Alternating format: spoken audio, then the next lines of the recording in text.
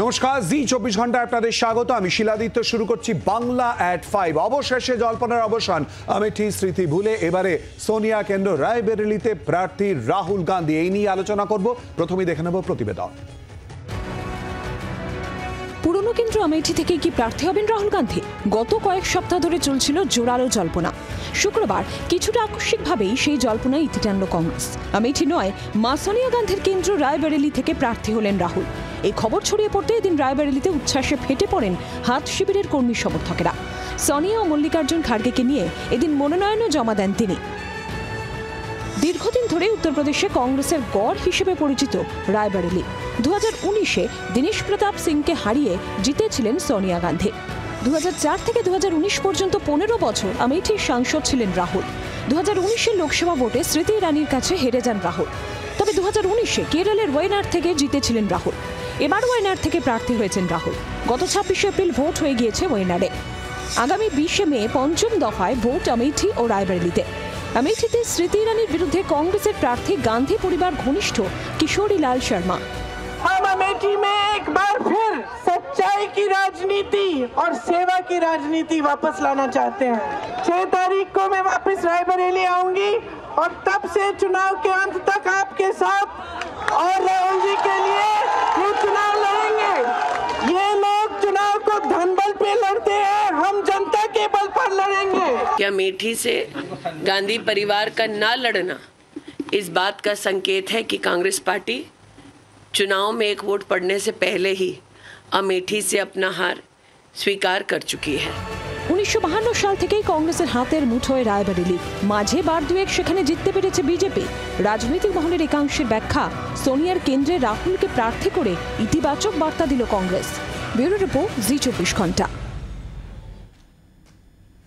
রায়বেরেলিতে প্রার্থী হলেন রাহুল গান্ধী, আর এই নিয়ে আমরা আলোচনা করব। এই মুহূর্তে আমাদের সঙ্গে রয়েছেন অতিথিরা। আমাদের সঙ্গে রয়েছেন রাজনৈতিক বিশ্লেষক সুমন ভট্টাচার্য, রয়েছেন তৃণমূল কংগ্রেসের তরফ থেকে পার্থপ্রতিম রায় এবং রয়েছেন বিজেপির তরফ থেকে জয় মল্লিক। সুমন দা, প্রথমে আপনার কাছে আসবো।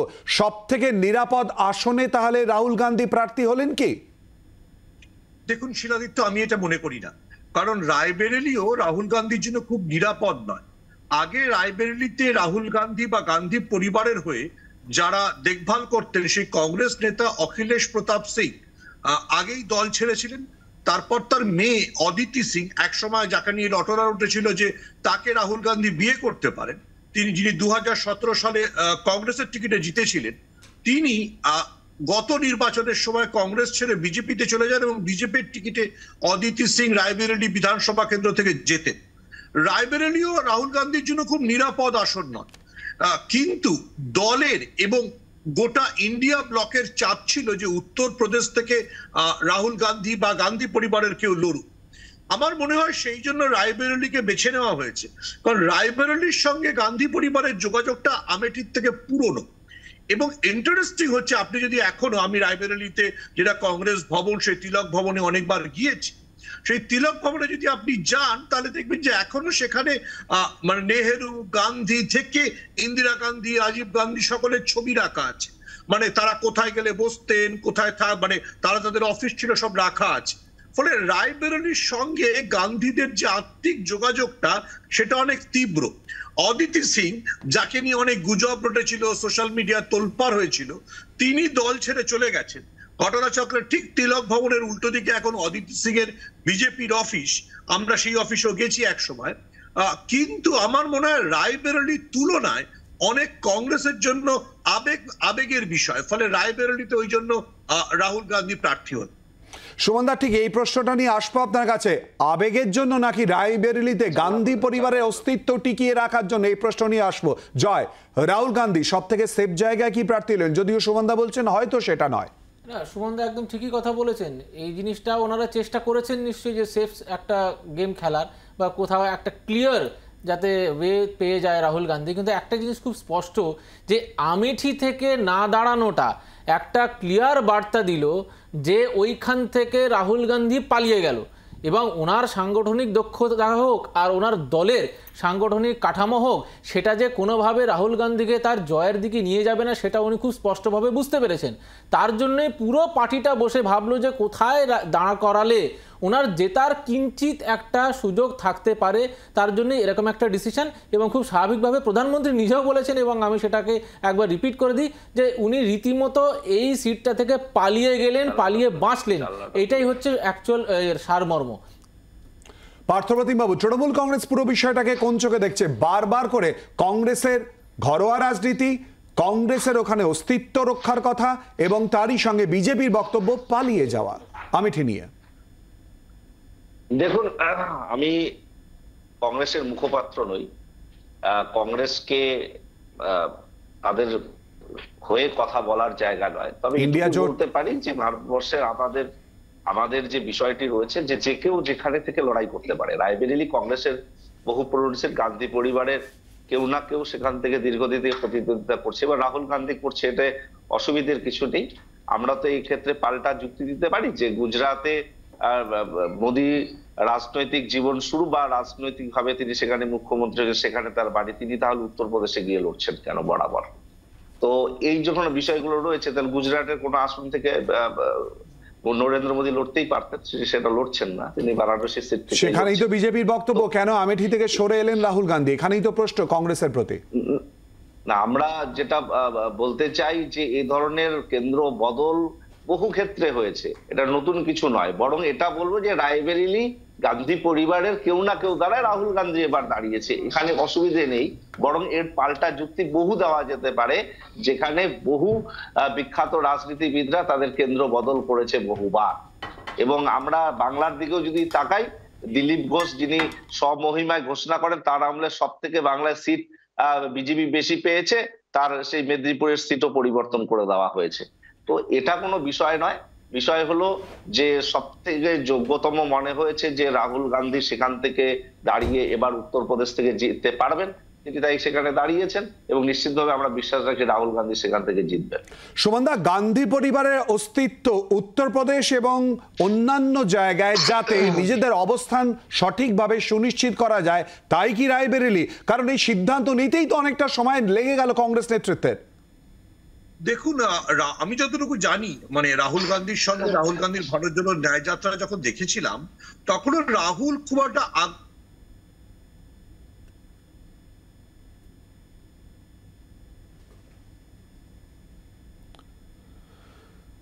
সুমনদার সঙ্গে আমরা আবারও যোগাযোগ করব। সুমনদা পুরো বিষয় বিস্তারিতভাবে জানাচ্ছিলেন। সুমন ভট্টাচার্য রাজনৈতিক বিশ্লেষক আমাদের সঙ্গে ছিলেন।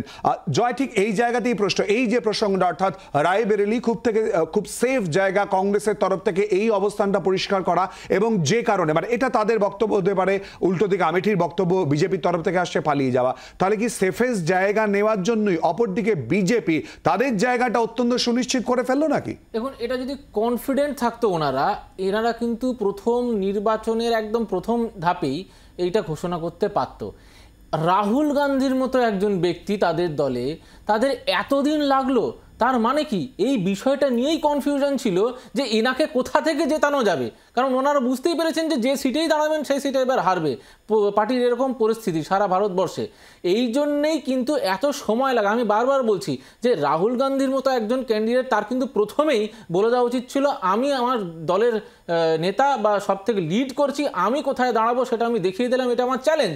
না করে অন্য সবার ক্যান্ডিডেটের ঘোষণা হয়ে গেল, নির্বাচন প্রায় দুটো ফেজ হয়ে গেল, আমরা শেষে জানতে পারলাম উনি এরকম একটা এতে দাঁড়াবেন, সিটে দাঁড়াবেন। আর আরেকটা বিষয় বলে রাখি, আমেঠিতে যে ক্যান্ডিডেট ঘোষণা হয়েছে তাকে সাংবাদিকরা জিজ্ঞেস করেছে যে আপনাকে এরকম ক্যান্ডিডেট করা হলো, আপনার কি বক্তব্য? এটা খুব স্বাভাবিক প্রশ্ন। উনি রীতিমতো ক্যামেরা থেকে পালিয়ে গেছেন, বলে আমি এটা জানি না, আমি এই বিষয়ে কিছু বলতে পারবো না। তার মানে কি, যে ক্যান্ডিডেটকে এখন ওখানে দাঁড় করানো হয়েছে তাকেও বেসিক্যালি যে শব্দটা আমরা ব্যবহার করি যে বলিকা বাকরা, তা সেও বুঝতে পেরেছে তাকে বলিকা বাকরা। কংগ্রেস পরিবারের অত্যন্ত ঘনিষ্ঠ, এবং তারই সঙ্গে কিন্তু সেই জায়গাটা যাতে সুনিশ্চিত করা যায় সেই জন্যই কিন্তু তাকে দাঁড় করানো হয়েছে। জয়, উত্তর দিতে পারেননি উনি। আপনাদের আমি বলছি তো, আপনাদের মধ্যে একজন সাংবাদিক ওনার সামনে ক্যামেরা ধরে প্রশ্ন করেছেন যে এই মুহূর্তে আপনার নাম ঘোষণা হলো আজকে আমেঠির মতো জায়গায়, আপনি কি বলবেন? পরিষ্কার উনি ক্যামেরা হাত দিয়ে সরিয়ে দিয়ে বলছেন আমি এই বিষয়ে কোনো উত্তর দিতে চাই না। তার মানে কি, আমি যদি ক্যান্ডিডেট হই এবং এরকম জায়গায় ক্যান্ডিডেট হই যেখানে দল আমাকে এত বড় দায়িত্ব দিয়েছে, আমি জিতবো এবং জিতে সেটাকে একটা ইমেজ তৈরি করব, আমার কনফিডেন্স ক্যামেরার সামনে সেটা তো বোঝাবে তাদের দলের। একটু সুমনদার প্রতিক্রিয়া নিন। সুমনদা বলুন। দেখুন, জয়রা যখন এইসব কথা বলছেন তখন আমি মনে করিয়ে দিই যে মানে এই যে সরকার, তার যিনি অর্থমন্ত্রী নির্মলা সীতারমণ বলেছেন যে আমার কাছে টাকা নেই তাই দাঁড়াতে পারছি। তো অর্থমন্ত্রীর কাছে যদি অর্থ না থাকে, মাননীয় মানে বিদেশমন্ত্রী জয়শঙ্কর, তাকে তামিলনাড়ু থেকে গিয়ে দাঁড়াতে হয় গুজরাটের রাজ্যসভায়, তারপর কি জয় মল্লিকদের এইসব কথাগুলো বলা সাজে? আমি পার্থ যে উদাহরণগুলো দিচ্ছিলেন অর্থাৎ পশ্চিমবাংলার, আমি যদি তাতে উদাহরণ দেখি, সুরিন্দর সিং আলোয়ালিয়া 2014 দাঁড়িয়েছিলেন দার্জিলিং এ, 2019 দাঁড়ালেন বর্ধমান দুর্গাপুরে, এবার গেলেন আসানসোল। ফলে কে পালাচ্ছে কোথায় এগুলো ইস্যু নয়, ইস্যু হচ্ছে ইলেকট্রাল পলিটিক্সে কোনটাতে লোকে যেতে সেটা যে চেষ্টা করে। ও পয়েন্ট নাম্বার 1। পয়েন্ট নাম্বার 2 হচ্ছে again going back to the same thing, যে রায়বেরেলি অনেক মজবুত আসন, অনেক আবেগের আসন কংগ্রেসের কাছে, কারণ 52 থেকে টানা কংগ্রেসের দখলে ছিল। দেখুন, জয় যে দলকে রিপ্রেজেন্ট করছেন, জয়কে মনে রাখতে হবে যে 1984 নির্বাচনে অটল বিহারী বাজপেয়ী কার কাছে হেরে গেছিলেন। এটা আলাদা কথা যে যার কাছে হেরেছিলেন তার ছেলে কোনো আজকে দলে নিয়েছেন। ফলে কোন নির্বাচনে কেউ হারতে পারে, কেউ জিততে পারে। তাই দিয়ে সেই আসনটার সঙ্গে সেই দলের কতটা সম্পর্ক সেটা তুলনা হয় না। এগেন, যদি রাহুল গান্ধী ভয় পেতেন তাহলে তো রায়বেরেলি তো দাঁড়াতেন না। বোধ হয় এখন অব্দি যা মনে হচ্ছে বা যা খবর পাওয়া যাচ্ছে, যে সমাজবাদী পার্টির প্রধান অখিলেশ যাদব তিনি বারবার চেয়েছিলেন যে মানে রাহুল গান্ধী যেন রায়বেরেলিতে দাঁড়ান, কারণ রায়বেরেলির সঙ্গে রাহুল গান্ধীর বা গান্ধী পরিবারের যোগাযোগ যতটা আমেঠির সঙ্গে ততটা নয়। Point number 1। পয়েন্ট নাম্বার 2, যে সবাই চাইছিল যে দক্ষিণ ভারতে নির্বাচন শেষ হয়ে গেছে, এবার নির্বাচন উত্তর এবং মধ্য ভারতে শুরু হবে, যেখানে রাহুল গান্ধী যদি কোথাও লড়েন তাহলে ইন্ডিয়া ব্লক শক্তিশালী হবে। আমাদের মনে রাখতে হবে রাহুল গান্ধী কিন্তু এটা পরিষ্কার বারবার বলছিলেন যে তিনি ওয়েনার ছাড়া কোথাও দাঁড়াতে চান না। পার্থ যে প্রশ্নটা করলেন, তাহলে নরেন্দ্র মোদীকে নিজের রাজ্য গুজরাট থেকে কেন ছেড়ে এসে বেনারসে দাঁড়াতে হয়? এই ফলে এই যে মানে এই যে ডিস্টর্টিং হিস্ট্রির মতো ফেক ইনফরমেশন জয়রা যদি না দেন, বিশেষ করে নির্বাচনের আগে, তাহলে ভালো হয়। আমি মনে করিয়ে দিই যে জয়দেরকে অলরেডি কংগ্রেসের ম্যানিফেস্টো নিয়ে তাদের ইনস্টাগ্রাম হ্যান্ডেলে যেটা পোস্ট করতে হয়েছিল সরিয়ে নিতে। কংগ্রেসের বিরুদ্ধে যে অভিযোগটা করেছিলেন যে কংগ্রেসের ম্যানিফেস্টো মুসলিম লীগের মতো, পরে তারা নিজেরাই বুঝতে পেরেছেন ওটা ভুল। ফলে জয়রা যদি মিস ইনফরমেশন ইলেকশনের সময় স্প্রেড না করেন তাহলে বেটার। সুমনদা, একেবারে জয়, প্লিজ একটুখানি আটকাতেই হচ্ছে, প্রত্যেকের প্রতিক্রিয়া নেব, সঙ্গে কংগ্রেসের কি বক্তব্য তাদের প্রতিক্রিয়াও তুলে ধরবো বাংলা এট 5-এ। একটা বিরতির পর চোখ রাখুন জি24 ঘন্টায়।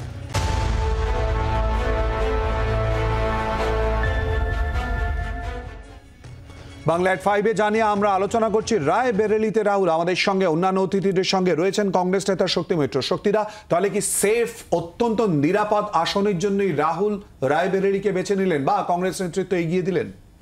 দেখুন, ভারতবর্ষের জাতীয় কংগ্রেসের অবস্থা যেতেও কাটছে, আসতেও কাটছে।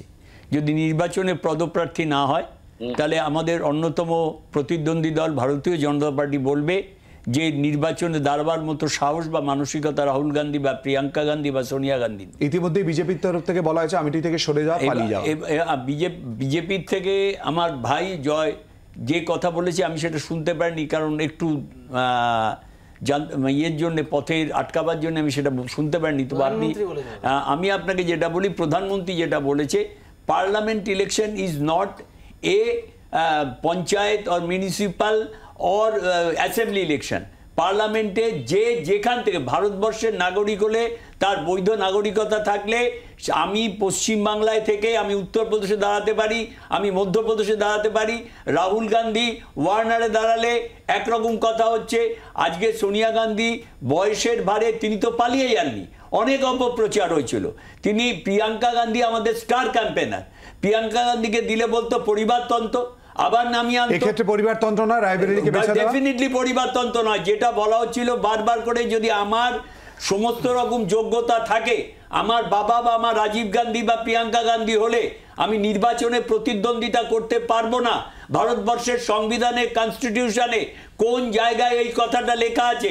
আজকে ইউসুফ পাঠান উড়ে এসে পশ্চিমবাংলায় প্রতিদ্বন্দ্বিতা করছেন, আজকে কীর্তি আজাদ উড়ে এসে প্রতিদ্বন্দ্বিতা করছেন, সেগুলো পালিয়ে যাওয়া। এক লাইনে একটু প্রতিক্রিয়া নিয়ে নেবো পরিবারতন্ত্র নিয়ে প্রত্যেকের কাছ থেকে। সুমন দা, এক লাইনে পরিবারতন্ত্র নয় রায়বেরেলিতে দাঁড়ানো?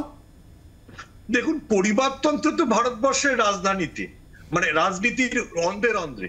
সোনিয়া গান্ধী ছাড়া কেন্দ্রে রাহুল গান্ধী লড়তে আসছেন, ব্রিজভূষণের ছাড়া কেন্দ্রে তার ছেলে লড়তে আসছে। তো ব্রিজভূষণ তার যা মানে তার যা রেপুটেশন, তারপরে যদি তার পরিবারের কাউকে বিজেপি প্রার্থী করে, তারপরে কি আর বিজেপির অন্য কোনো দলের? পার্থপ্রতিম বাবু, এক লাইনে সংক্ষেপে, পরিবারতন্ত্র নয় রায়বেরেলিতে প্রার্থী হওয়া? সপ্তদশ লোকসভা নির্বাচনে বিজেপির যারা এমপি আছে এই মুহূর্তেও 52 জন তারা কারো না কারো ছেলে আর মেয়ে। সুতরাং বিজেপি পরিবারতন্ত্রের কথা বললে দুর্ভাগ্যজনক। রাহুল গান্ধী অত্যন্ত যোগ্য প্রার্থী, সে পরিবার গান্ধী পরিবারের হলেও তার রাজনৈতিক একটা পরিচিতি রয়েছে, নিশ্চিতভাবে সে যোগ্য। জয়, খুব সংক্ষেপে এক লাইন, একদম এক লাইন। এটা বিষয়টা সিট সিলেকশন নিয়ে হচ্ছিল। আমি একটা পরিষ্কার বলে দিই, বিগত নির্বাচনে 2021-এ শুভেন্দু অধিকারী পুরো পশ্চিমবঙ্গে 294টা সিটের মধ্যে যে কোনো সিটে দাঁড়াতে পারতেন, কিন্তু উনি নন্দীগ্রাম সিলেক্ট করেছিলেন এই কারণে মুখ্যমন্ত্রী মমতা বন্দ্যোপাধ্যায় যোগ্য জায়গায় যোগ্য প্রার্থী। আমি আপনাকে আবার বলছি, রাহুল গান্ধী 10,000 কিলোমিটার পদযাত্রা করেছে এবং তিনি নির্বাচনকে সামনে রেখে করেননি। তিনি বলেছেন ন্যায় যাত্রা করছি আমি। আজকে আসল সমস্যাগুলো দূরে সরিয়ে নিয়ে যাওয়ার জন্যে রাহুল গান্ধী পালিয়ে গেলেন, রাহুল গান্ধী মায়ের ফেলে আসা আসনে দাঁড়ালেন, প্রিয়াঙ্কা গান্ধী কেন প্রার্থী হলেন না, এই প্রশ্নগুলো উঠছে। আমার একটা জিজ্ঞাসা করতে ইচ্ছে করে সমস্ত রাজনৈতিক দলের প্রতিনিধিকেও, যে সংবিধানের কোন জায়গাটায় লেখা আছে যে আমি পশ্চিমবাংলায় থাকলে রায়বেরেলিতে দাঁড়াতে পারবো না? অনেকগুলো প্রশ্ন রয়েছে, তার উত্তর খোঁজার চেষ্টায়, কিন্তু ফলাফলের দিনের জন্য অপেক্ষা করতে হবে। সেই দিনই কিন্তু সব চিত্র স্পষ্ট হয়ে যাবে। আমাদের এই আলোচনা Bangla@5-এ আজকের মতো এ পর্যন্তই। আপনাদের সবাইকে ধন্যবাদ আমাদের সঙ্গে এই আলোচনায় অংশগ্রহণ করার জন্য। নেবে একটা বিরতির পর দেখুন লোকসভা লোকাল কৃষ্ণনগরে। বাংলার আওয়াজ, বাঙালির আবেগ, জি 24 ঘন্টা।